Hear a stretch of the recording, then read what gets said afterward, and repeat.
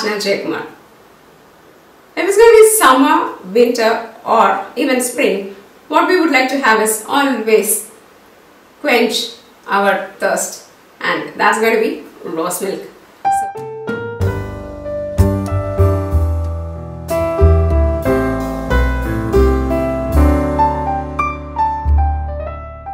So today we are going to see this lovely traditional rose milk, which is also healthy because it's going to have a lot of milk in it, and so that if you're going to serve it to children, they're going to feel very nutritious and they're going to run around you. So let's look into how to do this yummy rose milk. 3 cups of sugar, 3 cups of water, some rose color, 1/4 teaspoon of citric acid, 3 teaspoons of rose essence. First, let's add this water and dissolve the sugar.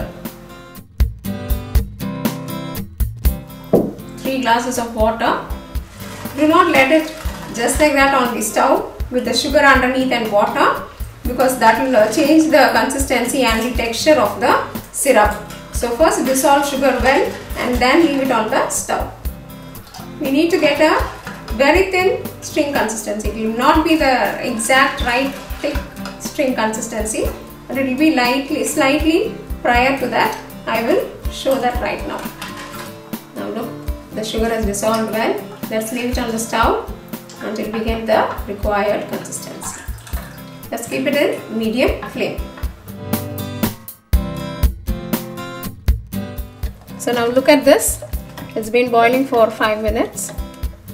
So can you see?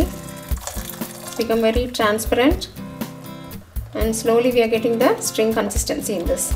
Just to show more clearly to you all, I am using a Pyrex heat resistant glass vessel on the stove. So if you're going to use this glass vessel, please check whether they are manufactured in such a way that you can use it on a stove top, or you can use any normal vessel. I would like to share one more thing with you all. We have dissolved the sugar earlier and then we have put it on the stove, so that you don't get the string consistency in a wrong time. Otherwise, what will happen if you keep it with the sugar, immediately as soon as you keep it on the stove, you will get a string consistency, which is actually not the right time.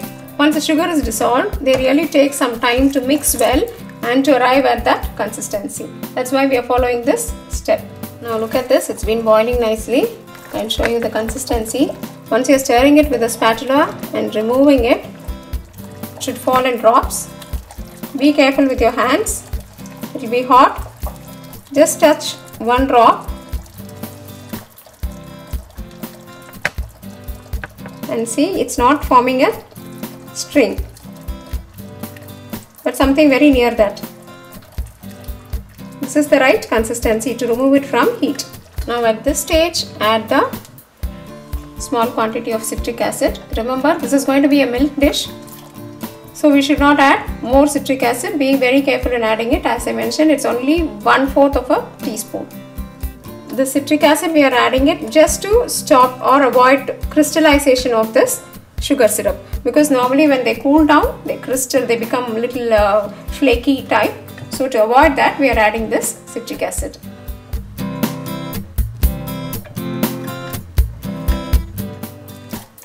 Lastly, add the color, and we will allow this to cool before adding the essence. So dear friends, look at our syrup. It's ready.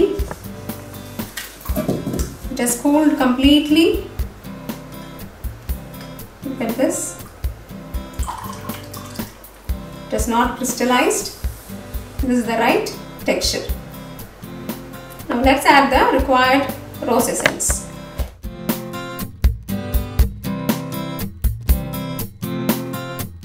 Give it a good mixing. Now just in a glass, take very little quantity of this rose essence and then add the required amount of milk.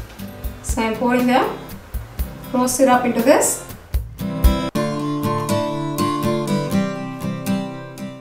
Then add the required amount of fresh milk to this.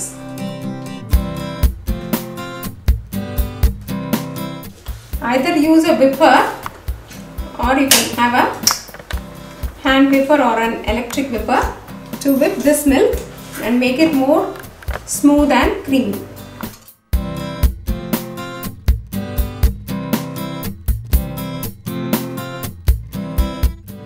If you have some fresh cream, top it with that.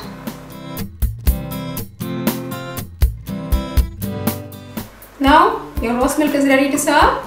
Meanwhile, we can store this rose syrup in a bottle and store it up to 2 months.